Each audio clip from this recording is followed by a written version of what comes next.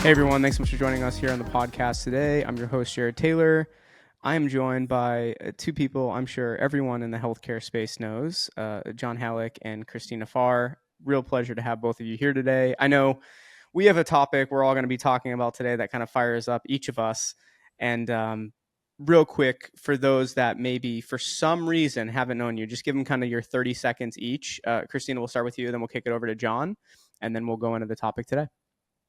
Sure. I guess the short version of the bio is grew up in the UK, moved to California to go to journalism school, spent about a decade reporting at publications like Fast Company and Reuters and CNBC. Made the transition to venture capital in 2021 and did that for about 4 years and just left my firm. So now I'm just having a lot of fun advising companies and just like we were just chatting about, hanging out in my cute little neighborhood in New York where I just moved. So I'll go quick. Yep, John Hallock. I'm currently Chief Communications Officer at Quantum Health, which is a navigation company. I've spent about 25 years, which is tough to say, but 25 years doing PR, communications, investor relations. And my whole career has been in healthcare IT, or what we used to call healthcare IT, and now digital health in the employer market. So I started at Athena Health, companies like CareCloud and Pravada, Livongo, and now I was at Transcarent for a while. And when Glenn launched that, and then and I'm here at Quantum. So kind of had a front row seat to an awful lot of change in the healthcare tech world, and the storytelling within that. So I know we're going to chat about that today. And I've known Chrissy I was trying to think, I think it's 2009 or 10 we first met. I couldn't pin it down though. John, I was just thinking as you were saying that you've been in health PR for 20 years or 15 years? Quarter century. Sounds okay, better. But then I always thought you were my age, so now I'm thinking about how old you might be because you have one of those faces where it's just very unclear. I'll take it. Yeah. Yeah.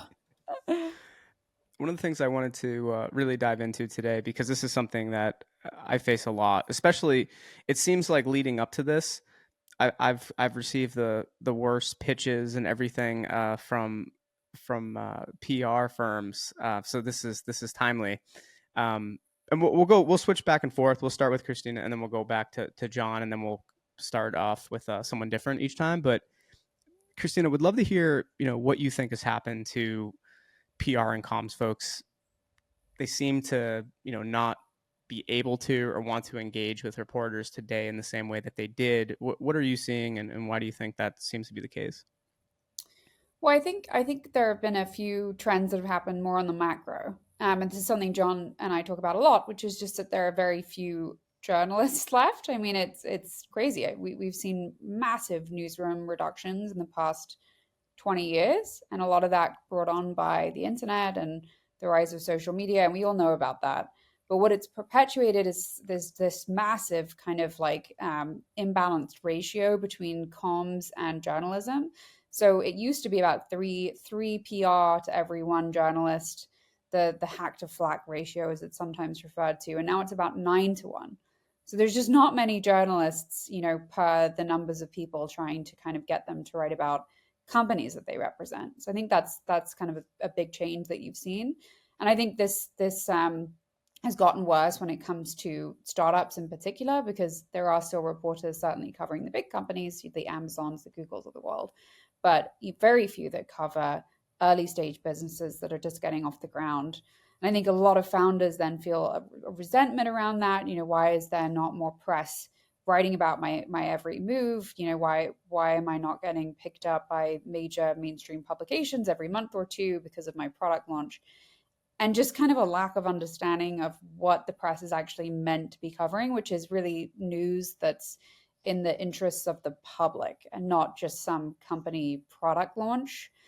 So I would say it's a few things, along these lines. And really, what I tell my founders now is just, you should be doing your own PR. Like, you've got an early stage company. Nobody really knows who you are or what you're doing. And you've got to be the one to tell your story. You cannot hire someone else to just do it for you, as much as it may make you uncomfortable to be out there, but you've got to get used to it. Get used to rejection, get used to cold emailing and having no one call you back. Like, do all of it, because you're going to get better at telling your story and you're going to get the feedback in real time. And if you finally get in front of a reporter and they're nodding their head and excited, then you know that you've been telling the right story. And if you get a blank stare, then I think that tells you everything you need to know. And at some point, you can hire a John Hallock when you're far enough along. But at the very beginning, and I'd love to hear John's thoughts on this too. I think you got to do it yourself. Founder-led comms. That's the name of the game these days. Yeah, you hit on something uh, really important. It's the getting comfortable, being uncomfortable, getting rejected. So I've been doing this a long time, Jared. I still pitch reporters every week. And so when you do something for 25 years, like, reporters change at outlets. So to think that I have the same contacts today at a New York Times or a CNBC or even at the trade level that I had 20 something years ago, that's not realistic. So the eagerness and the rigor, whether you're a CEO of a small company or maybe you've got a small in-house comms team, to be proactive in that's a discipline. And you have to be open to being rejected. And you have to also be open to, if a, Chrissy in her former life, if says this story doesn't work, here are the gaps in it, of taking that and then going back and revamping it. And so what you see, I think, Jared, now as you've come into the industry, is you get bombarded with very cut and paste, cookie cutter. Please cover my company. We have some news coming up, and they don't take the time to frame it or to even ask you. And this was a real, I think, Chrissy, I'd love to hear you opine about this, but this was a real issue for you. They don't take the time to actually know what the reporter is interested in covering or what they're working on. And could I fit into that? And if I can't, can I help you in some way that may not benefit me? So all of this goes back to the core media relations skill set that was the cornerstone, if you got into corporate communications or PR years ago, of understanding how a story comes to be, understanding the role you play in it or that you don't play in it, most importantly, where the reporter, the editor team is coming from, really appreciating that and how a story comes to be. If you've never learned that or don't want to take the time to learn that skill set, it's very difficult to then do it, whether you're doing it digitally or print or TV. And that's not taught as much anymore. And that could be a societal thing because we don't like rejection in today's society. Everything's immediate gratification. So picking up the phone, not so cool anymore. But it's a rigor and it's a discipline. And I'll stop here after I say this, but with a lot of these young CEOs that I even chat with, they want to get coverage, but are they willing to put together a strategy or a team or even themselves to have an opinion on something, right? And look at data and read what others are saying. Like they just want to say, oh, I want to talk to Chrissy, and why won't you just do a story on me? And so there's a disconnect there too. Yeah, and I'll add there that I'm writing a book about this topic, and one of the people I spoke to for the book was Alexis Ohanian, who co-founded Reddit. And I said to him, how many emails do you think you sent personally to bloggers, reporters, influencers as you were building Reddit? And he said to me, thousands. Thousands. And he said, I got so comfortable with rejection, you wouldn't even believe most of these people didn't respond to me. But the times that somebody would reach back out, I just saw it as this massive learning opportunity to get in front of them. And I would hop on the bus and go meet them. And, I had no budget, but I spent time with all these folks because they ended up becoming so critical to the success of Reddit over time. And a lot of my investors didn't understand it. He said, people, like, as John mentioned, everybody wants instant gratification. What's the immediate KPI for this thing that I'm doing? He was like, I didn't see it that way. It wasn't transactional for me. It was just how I recognized I needed to build a massive consumer company. I had to just be, willing to put myself out there. And we do Yes. not see enough founders willing to do that. If I meet a founder who's like, I've sent thousands of cold emails, I'd be like, sign me up, right? I'll write you a check tomorrow, because to me that says something.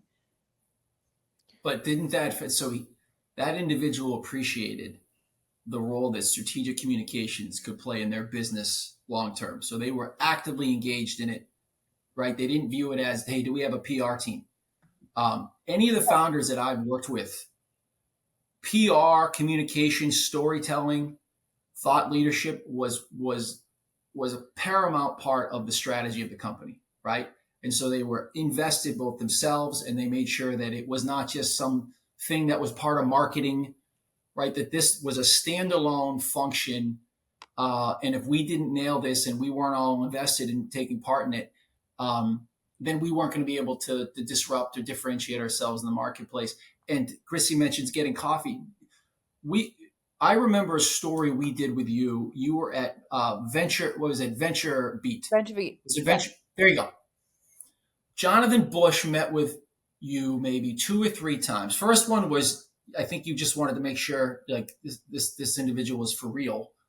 But we met a number of times and then listened to you and what you were interested in, and then where we could fit into that potentially, right? It's building a relationship, Jared, just as much as it is, can I get Chrissy to write 800 words about something that my company's doing? Because that's a one-off transaction as opposed to building a relationship. Again, that's back to media relations 101, right?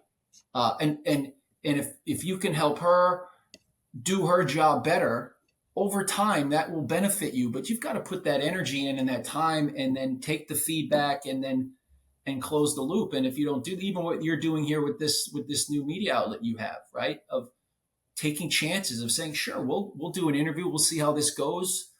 Maybe it's a new outlet. Most companies don't do that because they're afraid internally that if it doesn't go well, or if Chrissy doesn't write a story that's 95% glowing, will there be backlash internally?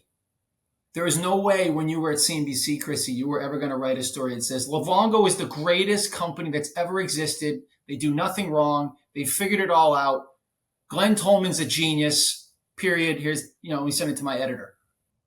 Oh man, I remember when you were like calling me about how you were like, can we call it an applied signals company? I was like, John, I do not know what that means. I am very sorry, but Right. that But then sounds it's like my job to convey that internally, right? And so the PR person has a job to do of also communicating to their teams like what this is going to look like, the expectations. And most companies sit in a room and they say, we need to do PR, we need to have a strategy. And they sit around and they put it on a PowerPoint and they say, we got one. Okay. But they don't actually go out there and execute it. That's the reality of it. They hire a PR firm, right, for $30,000 a month, Jared. They then email you 5-6 times a week, or you receive thousands. And they, fingers crossed, I hope one of these days she replies or he replies, and we get mentioned in a story. That's the strategy. it's such a broken model. And Jared, I'd love to hear what you think about it, but I've come around to just like, if somebody says, will you meet so and so, I just respond back and I say, look, if that person does not have 5 minutes to write me an email, I cannot take an hour out of my day to meet with them. And it's just professional courtesy. I have never asked somebody in my life, not even once, to email someone else to meet with me on my behalf. I would always, always write that personal note myself. I think it's just like basic, like common decency and how we should be treating each other. What I've been seeing too lately is just recycle, like you said, no to a story, and it gets recycled like another week or two later with a different spin on it. We primarily focus on podcasts, so it's still a little bit different, which, to the timepiece, right? Like having to hop on a video and talk with them. And I want to make sure that we're talking about something interesting. But I've actually been getting a lot lately in our outside firms I work with that are amazing, right? But recently, people just calling and texting where we have no relationship whatsoever yet. And almost it kind of shifted to asking to almost demanding Mm-hmm. that like, hey, like this is a great story for you. Like we'll decide if it's a good story. We don't need you to tell me it's a good story. I didn't come from this world, right? I had a small startup in the credentialing space, and I never even dealt in the media space, but I just was naturally curious about a lot of the companies out there, especially in healthcare. And so the dealing with, like, you two have been used to this was totally new for me. I never dealt with anyone that wasn't giving me something, and like there wasn't that relationship building happening.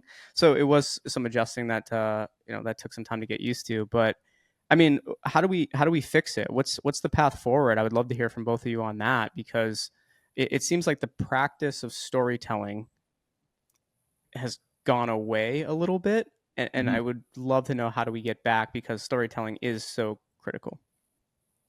Well, I think, there's a few things. I'd love to touch on the idea of going direct because we've talked about it quite a bit between myself and John. I think it's out there in the zeitgeist.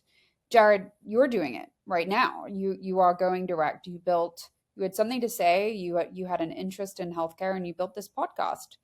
And that is a perfect example of doing it. And I think now, we talked about Alexis Ohanian. He said to me, I'm jealous. I'm so jealous of all these founders out right now because when I was building Reddit, we had, a few blogs and we had the mainstream media, and there weren't really other ways to get the word out about what you do.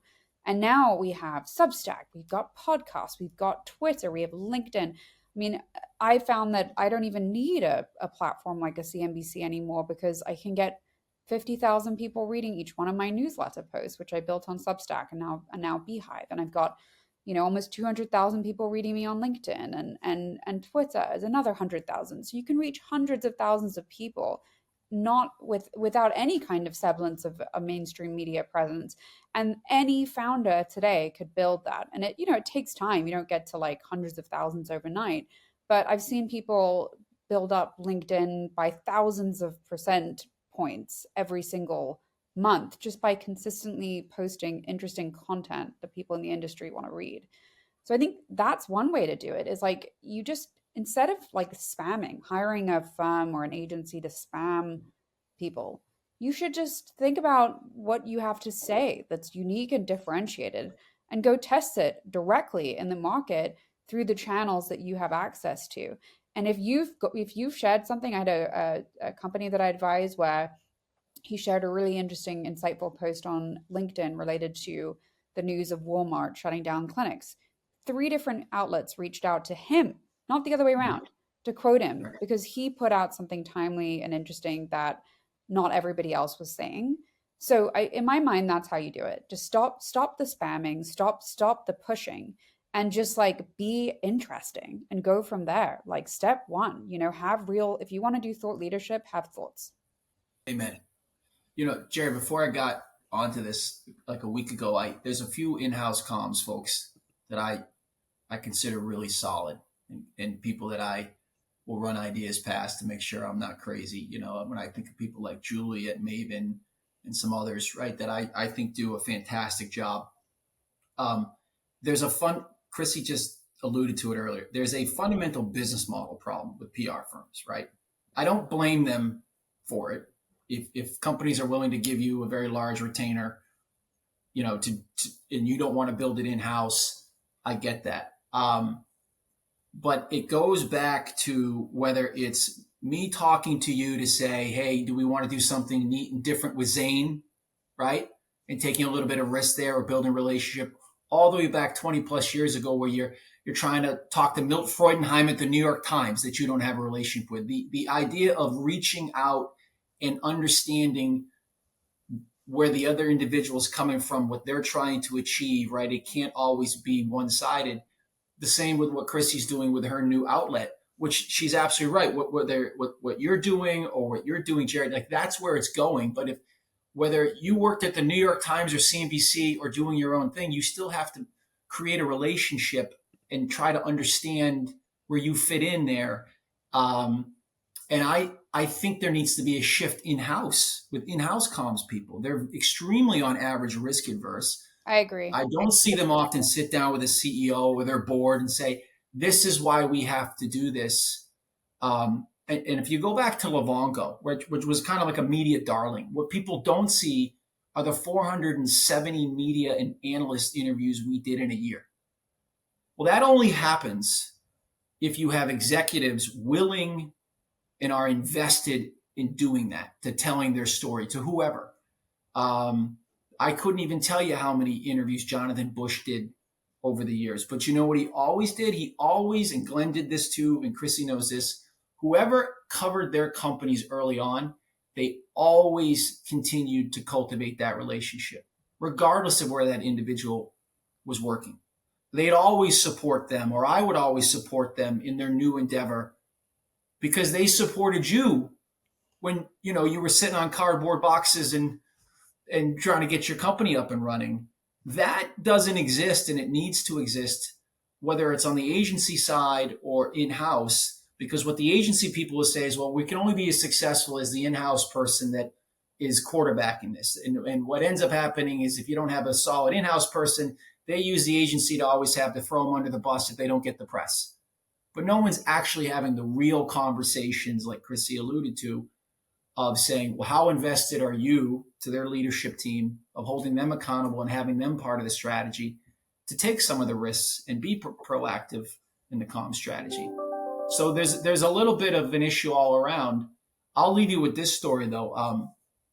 I was very lucky, and Chrissy knows this. When I first got into PR, like in 2000, I was at a PR firm, very large, the largest PR firm in the world, Weber Shandwick. And I just happened to have a boss, and he was the managing editor of the Boston Globe for years. And he just made the switch over to the PR agency world. And this individual was like out of Central Casting, right? I mean, the short sleeve shirts, the tie, like total editorial team.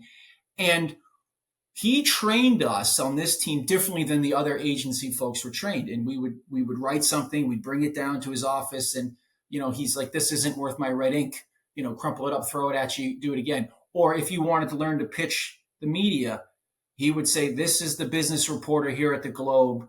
I set up a meeting to go meet him for coffee. You have 30 minutes to pitch him. And the reporter would report back to him and say, this individual doesn't have it, or they do have it. And he trained you from the reporter's perspective, as opposed to, this is my client, please cover it. I would love to get back to that, right? And that requires more human-to-human interaction and building relationships than it does about whether you use an agency or an in-house team. I just want to quickly add to one of the just to get your take on both of your takes on this, because I've been seeing this a lot lately. People will pitch, and when it is something I'm interested in, I'm like, yes, let's do it. Then they go, all right, let me see if they're interested in even doing this. So it kind of burns a bridge a little bit, right, when that happens. So just wanted to point that out there. Another thing I would love, and this is probably has some investor relations attached to it, but I've had some conversations with public companies lately that, I tell them I want to see more like content from them, more of the storytelling on their own pages. And they all say they feel like they can't, like they get internal pushback from their comms teams that they can't do. I'm not saying they're not going to be like Elon or like and things like that, but there's jealousy that they feel like they want to be able to say more about what their company is doing. How do you both suggest they address those internal conversations? Is that just when founders feel like they can't talk with their PR firm, is that just a communication issue internally? Is that, but what would you I'm both going to take this one. I ran into that years ago, that dynamic. That's why I think we were trendsetters at Athena Health. So we brought investor relations and corporate communications under the same umbrella. And we did that because, one, you immediately address that issue you just pointed to.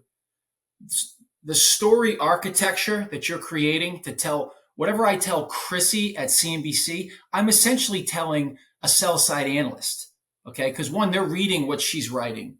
The only thing I'm doing a little bit differently is the numbers, and there's some Reg FD issues and when you're public, et cetera. But to think that what you write in an earnings script is any different fundamentally than what you're saying to Chrissy, that's misguided. And so what ends up happening politically in companies is, yeah, you have the IR team doing their thing over here. You have the PR team over here. You have the marketing team with webinars and case study pamphlets, right? And if you actually brought the two of them together, you would be able to streamline it a bit, and then you get complete buy-in from the executive team because you control the message and you control the levers. Most people, they get all twisted up in the mud internally. So, well, Chrissy over there in IR, she wants to do this, and we want to do this. The marketing team wants to do this. Just cut that all out, because what I also learned, and Glenn Tolman is probably the master of this. Zane Burke's very good too, his time at Cerner. Speed wins. So if I don't say the story first, whatever it is, and my competitor does, that doesn't mean I'm necessarily going to lose, but it makes it a lot harder when you're playing from behind on a story arc. And so if you've got your own internal things you're trying to work out, and you haven't streamlined or built up for speed, cadence, and rigor, you're going to have a tough time before you've ever gotten on the phone with a Chrissy who's going to ask the questions. I just take it like a step back even further, which is that like I don't like pitching. I think it's just stupid. You should just a founder should just reach out, say hello, get to know you, and you can just like, this is my phone. If I have a CEO's contact information, I will text them when I'm on deadline. If I do not have their contact information, there is absolutely no way that I'm going through an internal comms person or even like let alone an agency. If they're not a contact, like a first name, first degree contact, it's not happening. So founders should just reach out, say hi, get to know you on a personal basis, and then have a text friendship. Like it is seriously that easy. And that's how I'm doing it now with these companies I'm advising. I do communications advising. I have not pitched one journalist since I've been working with any of them, and they're getting tons of press. They're getting it on their own. I'm just telling them how to do it. And it's like just as simple as like, guys, I used to be a VC, so I know you can email VCs. I know you email hundreds of them. You don't even need to email hundreds. You just need to like have a text friendship with 3 to 5 reporters. You can do this. This is not rocket science. And there is so much money right now swirling around in like the PR agency model that tells these founders that this is too complicated for them, this is too hard for them, that there's some kind of like secret sauce. It really isn't. It is like the easiest thing in the world. And the best. It's not that easy, Chris. It is. There is some difficulty in that job. It's just sending all I do is like I just send an email and I'm like, hey, how can I help you? What are you working on? What you doing? It's like it's not. If you just stop pitching and you just start being interested and curious and stop trying to sell, then like people will be responsive to that because it's human nature. We always want to meet people that like are interesting and curious and want to learn more about what we're doing. The great thing about knowing reporters too, I mean, people don't realize this, but these folks are like, they know everything that's going on in the industry. They're in the information flow. So if you want to know, like, what's the perception of XYZ sector right now, or like what companies are doing really well, or where employees are going, you can like have those fun, gossipy kinds of conversations, which I have all the time with your reporter friends. And, it's fun. It's like a really fun, joyous part of the job. And it has been completely like co-opted and misunderstood in the eyes of the founder. And they think there needs to be like 8 layers of, removed between them and this journalist. And they think they need an entourage to appear bigger than they are. And it's none of it is true. And so I'm telling you guys the truth, and I've just saved you $40K a month. Jared, one thing that and Chrissy knows is, like, when I got to Livongo, first thing I did, or one of the first things, is I went to her office at CNBC in San Francisco. We sat down for a good hour and a half, and it was all about me telling her what I wanted to achieve at Livongo, right? Where she was coming from in her coverage universe. And then it was that part she just mentioned. What are you seeing? What are you hearing? How do you perceive Livongo? And just letting her talk. And you may hear things you don't like, right? That if you can create a relationship with a reporter, what they can bring, aside from earned coverage, like intelligence, an understanding of the market, because we can all get, horse blinders on sometimes. That's as valuable, if not more valuable, than some one-off story. But you've got to go to them and say, what are you working on? What's interesting to you, Jerry? What are you trying to achieve with Slice of Healthcare? Where can I be helpful? That's not going to be achieved, and it would be ideal, yes, if a CEO is involved and wants to be involved. That would be ideal. Well, I had a lot of fun listening to you two talk about this topic. I know it's something that you two probably off camera talk about a lot, and really excited to hopefully continue this conversation in the future. But again, thank you both so much for joining us here today, and wishing you both the best of luck. Thanks, Jared.